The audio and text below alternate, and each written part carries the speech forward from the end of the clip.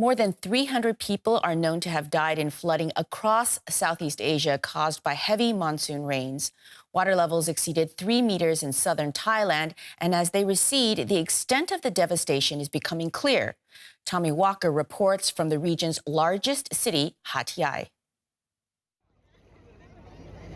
Heavy floods have submerged this city. People are trapped in their homes, while houses, businesses and buildings have been severely damaged. Hat Yai, with a population of nearly 500,000, has been devastated by floodwaters, swallowing vehicles, roads and ground floor structures. A state of emergency is in force, but mass evacuation orders and relief efforts from the Thai military have not stopped the destruction. Wayupak Sukyarok was stuck in her flooded home for nearly a week before making a break for it. My house is in Street 32 and the entire first floor is underwater. It was very eerie. There were people crying out with elderly people and children. Some had to climb in from the roof. Residents have been using boats, jet skis and even bicycles to beat the floods, while rescue teams have been evacuating people from their submerged homes. Hospitals in the city are also strained. Hat Yai Hospital is still trying to treat patients despite the damage to its infrastructure. We have the 2 near drowning people, but not dead, and the people to the emergency department. At the Songla Garin Hospital, fatalities are mounting and families come to identify the deceased. For those who managed to evacuate safely to official safe zones, the impact of the floods has been scarring. Jutimas Itahikon waits in line at the food bank at the Songkla University that's now operating as a makeshift evacuation centre.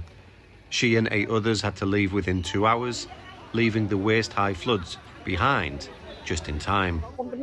We were shocked. As a mother, I would give everything I have. Our belongings were gone. We couldn't bring anything. Others no longer have homes. Sugaya Sasungub looks over her destroyed home in the suburbs of Hat Yai. She doesn't know if she'll ever be able to live here again. I don't know how to build it. There's no money. Everything's drowned. These floods are the worst in their lifetimes. Livelihoods, businesses and buildings have all been swept away and damaged, and there are still people missing. And although the water is subsiding, the next focus will be for these communities how they rebuild their lives. Journalist Tommy Walker filed that report from Hat Yai in southern Thailand, and you can see he joins us now. You visited a few hospitals in Hat Yai. How are they coping with the number of injured? Well, yes, we spoke to a director yesterday of Hat Yai Hospital, and he informed us the main issue that right there was the electricity. They didn't have enough electricity on. During the height of the floods, they had moved patients and staff to the second floor and above, so things are constrained and tight. There are people there who have been there because of the floods, whether they nearly drowned or they were injured, and there have been people there for a long time who haven't been able to go home because of these floods have submerged their homes and damaged their neighbourhoods. So that hospital was particularly strained. Although the flooding had dried up, they were struggling.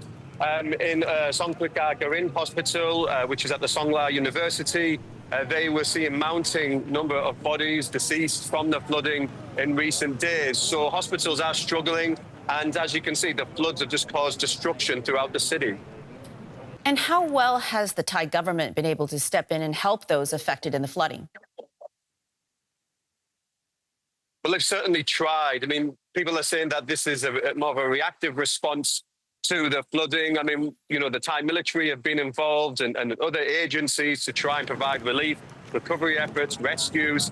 But the flooding has been so widespread, and the operations have been very difficult to certainly reach some of these communities who have been affected the most. Prime Minister Anatin Charnavakul said yesterday here close by in Hat Yai that he took full responsibility for the government's response and that things could have been done differently. So although the government has tried, these floods have been severe, more than anyone has ever expected, and the worst in decades.